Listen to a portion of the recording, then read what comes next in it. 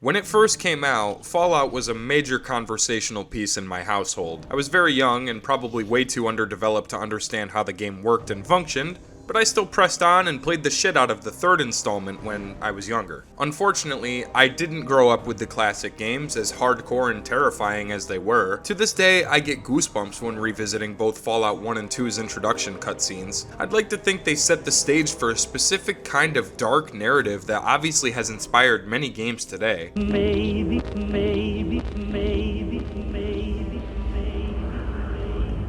It's so good. It's so good. I wish I owned this game. Holy fucking shit, I wish I grew up with it. It's such a great intro.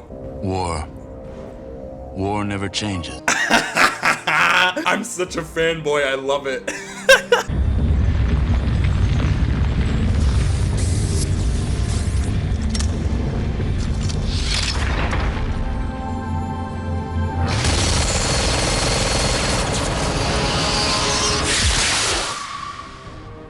Man, it's so good. What other game do you know of that has an introduction where you're like, oh, there's this, it's supposed to be a magical thing, you emerging from the vault, something that you couldn't even possibly understand as a human, and the first thing that you're greeted with is a fucking robotic turtle wielding a minigun fucking spraying you and your family down. Excellent storytelling off the fucking bat. Sure, some of these animations appear a little goofy, but it's the concept of seeing an entire community of people you were supposed to save get destroyed by an unstoppable force. I mean, I think any fan of the Fallout games will remember this. In 2010, I was chilling at home when my brother came into my room and popped a disc into the Xbox 360. When the game booted up, I heard that opening guitar theme and saw the fantastic main menu screen with the Courier on it, and I about shat myself as the title appeared.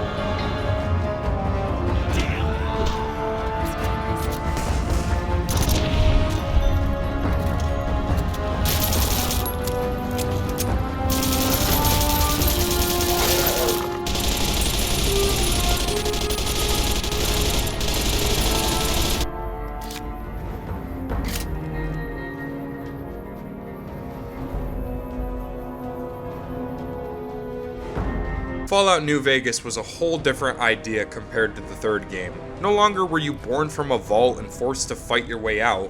Instead, you began the game anew as a courier who was captured by a strange man in a fancy coat. The introduction animation is still pretty iconic today, with Matthew Perry doing the voice of Benny. Very heartwarming that Perry wanted to star in a Fallout game because he was such a massive fan of Fallout 3. Rest in peace, man. You have no idea how big of an impact you had with one simple video game character and then some. You've made your last delivery, kid. Sorry you got twisted up in this scene. From where you're kneeling must seem like an 18-carat run of bad luck. Truth is, the game was rigged from the start. Benny pulls the trigger and you're presumed dead until you're brought out of the grave and brought back to life by one Doc Mitchell. The entire introduction serves as a way for the player to customize who they will endure the wasteland as. You can choose to be anything you want in New Vegas thanks to its clever and successful narrative.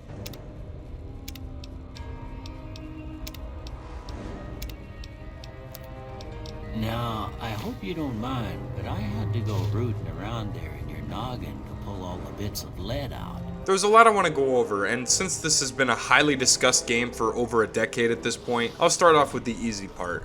New Vegas has some pretty groundbreaking mod support on PC, and it adds a whole ton of replayability to avid fans of the game. I won't be going over my mods or listing them in extreme detail, but I'll gladly link the ones I've used in the description below. It took me a few days to figure out how to get the fucking mods to work, but once I did, oh boy, it's a totally different game.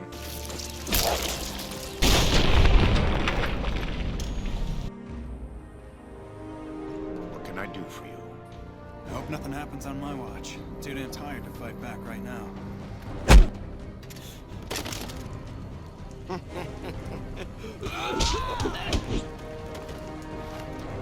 So, where do I begin?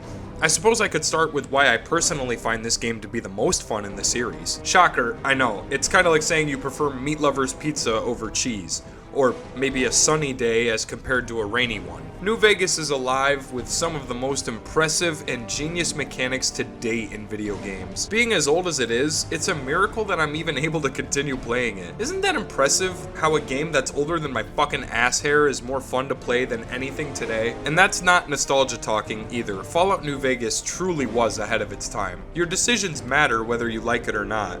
Much like reality, you get to choose who you'd like to side with at any point in the game, and depending on the factions you assist or destroy, your endgame will be different and you'll experience many unique encounters all across the wasteland. From Robert House to the NCR to the Brotherhood to the Repcon ghouls to the Omertas to the Great Khans, there are so many variables to digest when diving into it, especially after all this time. You obviously can't choose to be friendly with everyone, but the joy of New Vegas's gameplay loop is that you get to go in time and time again to experiment with new choices and playthroughs. Want to be the hero of the NCR? Well, you can make Tandy and Aradesh proud by supporting the troops with hundreds of side quests, main quests, and favors that repeat for the sake of earning XP and rewards. Decided to take a vacation in the Hidden Valley? Oops, you've discovered the Brotherhood of Steel. Now you're stuck working for them because you don't have a choice. But after you're done earning their trust, you can very easily persuade them to join you in the battle for Hoover Dam, or if you really want, you could self-destruct their entire base. Yeah, I guess I should talk about the endgame because it's a pretty epic one. Kaisar, leader of a relentless human trading group known as the Legion, plans to enslave all of the Mojave and rule it with an iron fist. But it could mean bad business for the NCR and many innocent lives.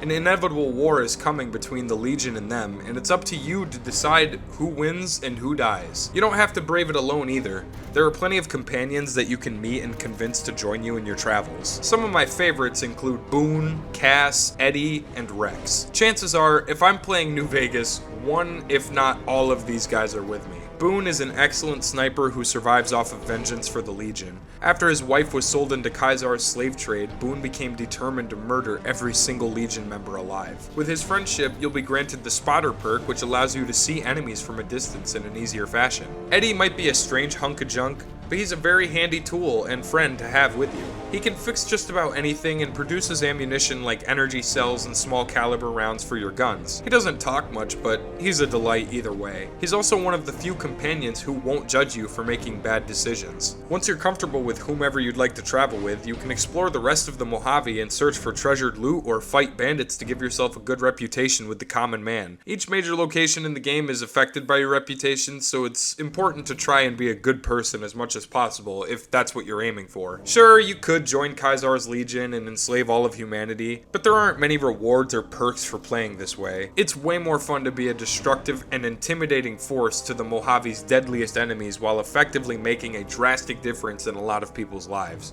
at least in my opinion. At the Nellis Air Force Base, you can find a side quest where you have to reunite Jack with a girl he has seen spying on their secret area. There are so many ways to go about it that make the game itself feel unique. It's the idea that you, as the player, have full control over the dynamic relations and major events that unfold before you. It's the first game of its type that I can remember truly feeling like the perfect RPG. Granted, sometimes I know it can be rather arduous. If you're playing vanilla New Vegas, I'm certain you won't find it to be nearly as enjoyable as you remember. The game has certainly aged and falls into the category of Bethesda releases. I won't lie, it can be really difficult playing on anything other than easy. That's just me, but due to the slow tick thick screen phasing, the buggy and clunky controls, the slow movement speed, I found it hard to play vanilla again after all these years. It might seem like a hassle, but once you've figured out the modding stage of this masterpiece, it opens up an entirely new world that you weren't prepared for. The modding community here, much like Stalker Anomaly and even SPT, are fantastic. They've designed some of the craziest fucking things that I would have never imagined would be possible in Vegas. I won't spend too long on these, but just to name a few examples, I have this ridiculously cool HUD mod that allows you to seldomly loot bodies in the same fashion as Fallout 4 with a convenient drop-down menu.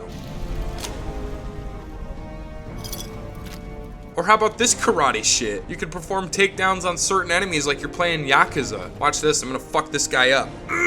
Yeah, that's what I like to see. I'm also a massive fan of any mod that changes the animation style. Personally, I went with Hit's Animation Pack because it makes the game feel very much like a remastered edition. The Courier will have plenty of tactical engagements with their own gear, including weapon and gun inspections in-game. It's really neat stuff.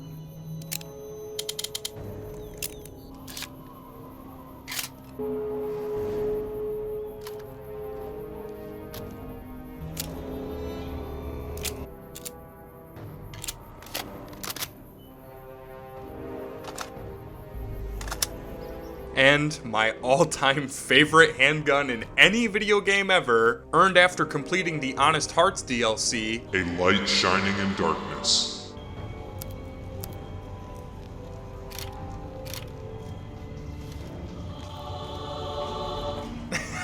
It's like the modder knows. He just knows it's the best gun in the game. But enough about the mods. Enough about the lore. Why do I personally love New Vegas? Not that anyone cares, but why the fuck else would I be here if not to ramble? The Courier's journey is a harrowing and humbling experience. Across the wasteland, you're gonna find a lot of people who don't like you. Not to mention the creatures that naturally hunt you down if they catch your scent. Quarry Junction, as you all know, is an absolute shit show of a location. It's an infamous place in the game where Deathclaws spawn almost infinitely until you kill the Deathclaw mother and the Deathclaw alpha male. Deathclaws, if you somehow don't fucking know about these abominations, are the deadliest enemy in the game. They're fast, agile, and stronger than coffee to a toddler. Come on, girl, you got walkers all around you. They're in the woods. They can surprise you with a flurry of quick, heavy attacks and corner you to your doom. Quarry Junction is the last place you want to be at the start of the game. There's even a deadly, ominous fog surrounding the quarry just to warn you, like, don't fucking come here. Interestingly enough, after the Deathclaws have been evicted from the premises, the fog dissipates and everything becomes clear. Kinda like kicking out a tenant who you thought you could trust, but it just so happens the guy is a scumbag and is behind 3 months on rent. Deathclaws aren't the only threat in the Mojave.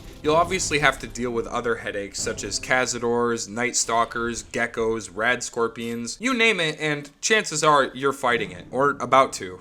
You don't have to brave it alone either, like I said earlier. All across the wasteland, you'll encounter many iconic companions that can travel with you to assist in combat, as well as offer a quest line if you reach a specific level of trust with them. Just to name a few of my favorites, you have the Rose of Sharon Cassidy, one of the coolest people in the wasteland with some oddly suggestive dialogue at times. Cass is a great shot and has a disturbing backstory. You can discover that the Crimson Caravan Company, in cahoots with the Van Graffs, killed off all of Cass's supplies and employees at their caravans. Investigating all of the sightings will allow Cass to grow even closer to you, and this goes for basically every other companion as well. Boone is a sniper who once worked for the NCR, and I swear he could narrate a fucking audiobook. He's a pretty cool character, equipped with a powerful sniper rifle, and he has a legitimate goal: to kill the NCR's most feared enemy, the Legion. Boone asks you to help find the bastard responsible for selling his wife into the Legion's slavery trade. Another fan favorite companion is Lily, a super mutant from Jacobstown who tends to the Bighorners.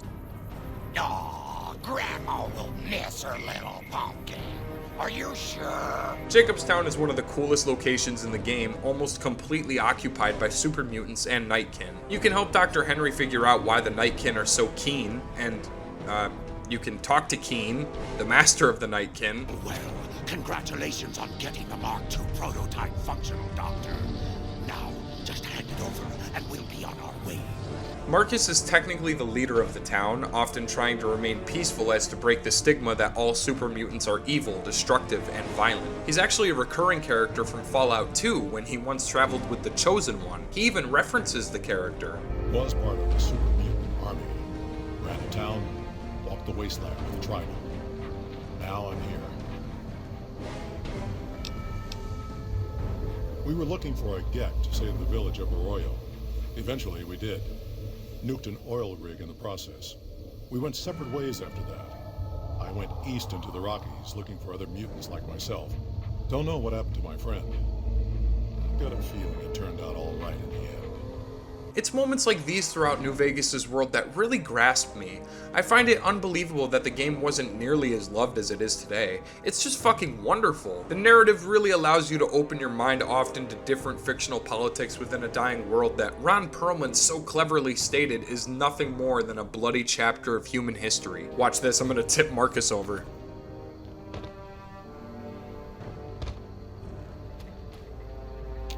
Something on your mind? Oh, Jesus. Okay, he looks pissed. I'm just gonna leave. See you. I want to talk a little bit about Honest Hearts, which is the infamous DLC for the main game where you can entangle yourself with the one and only Joshua fucking Graham. It's no secret to any major fan of the series how powerful of a character Joshua proves to be even after all this time. His dialogue, his menacing appearance, and disturbing yet satisfying backstory all work so perfectly. Do I even need to drone on and on about him? I don't know if you were close to the other members of your group, but you have my sympathy. I pray for the safety of all good people who come to Zion, even Gentiles. But we can't expect God to do all the work. No, I don't, because there's a mod where you can ask him to come with you on your adventures once the DLC is finished. Hell yeah! Let's not waste any time. Sorry, you're probably watching this and thinking, holy fuck Tristan, stay on topic, you ADHD-ridden piece of filth. To which I say, you're right, I'm acting all bonkers. It's just an overwhelming task to take on, describing what I believe to be the greatest RPG of our childhoods. I'll try to stay on topic from here on out. I've mentioned in the past that I have an unhealthy obsession with tactical stuff. If you saw the video where I was harassing my vacuum for a moment or two, then you'll know what I mean. I always appreciate when a great game has a fantastic modding community like this. I played a lot of solo games over the course of my life that immerse me and make me feel like I'm really there. I've made this direct correlation and comparison before, but Stalker Anomaly and New Vegas are way too similar. Don't worry, that's a compliment. Granted, I know that Anomaly is a very much different game in and of itself, both story and gameplay wise, but it's the fact that you as the player get to decide the outcome that you wish. You don't have to play the main story in Anomaly. You can just murder everyone you come across and spend the rest of your life being hunted by everyone in the zone just for shits and giggles. In New Vegas, you can kind of do the same thing, but it's not exact. Unfortunately, like I mentioned earlier, there aren't many benefits to playing as a villain in most games, and this is one major example. Ignoring what faction you side with, if you even wanted to murder every single person you come across and beat the game by taking over the strip yourself, you'll be heavily disappointed. Yes Man exists because there is absolutely no way to beat the game without him. There's no Courier only ending, which isn't necessarily a game killer for me, but it would be a very interesting concept to explore further. Imagine someone makes a really thorough, in-depth mod for New Vegas that brings a whole new idea,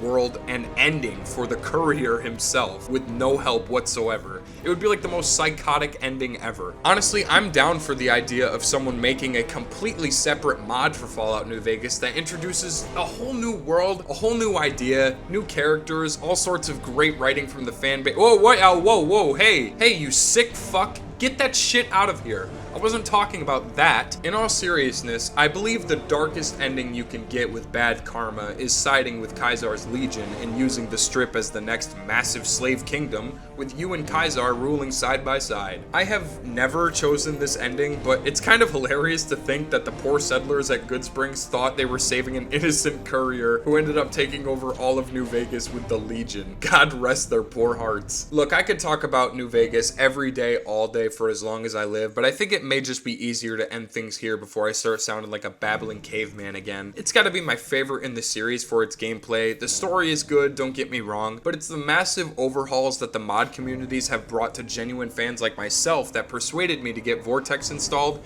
and to relive a game I thought I forgot long about. Fallout New Vegas is one of a kind. It's a massive success and it deserves everything in the world and more. I'm aware it isn't perfect. I know it has flaws, especially if you're playing the vanilla version. I'm not gonna lie, mods definitely help, but it's so worth the effort of learning how to get them working for the sake of playing a more modernized version of a game that we may never see return again, with its unique characters, outstanding gameplay highlights, intense and graphic combat. It is peak gaming. End of fucking story. Let me apologize again. I know this video feels very disjointed, and it kind of is. I was just having so much fun diving into New Vegas after years of staying away from it. It is truly a gem in the gaming community that shines to this day with excellence and immersion. But I can't even say that. Even without mods, in my opinion, I really fucking love it. If you're still somehow not convinced to download this shit, I don't know how else to tell you. It's gonna be a long time before I consider uninstalling it, not when I've pumped so many hours into it at this point. Like I said, it's just a masterpiece.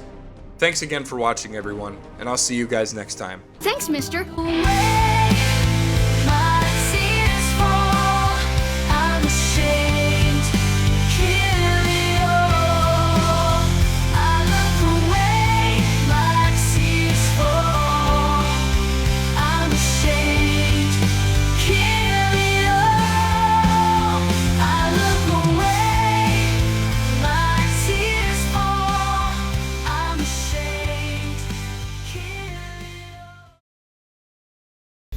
You're not going to shoot me. Oh my god, I'm gonna burn in hell. Oh my god, Joshua Graham saw it. Oh my god. Wow, I'm burning in hell for that one. Oh. Hi. Bye.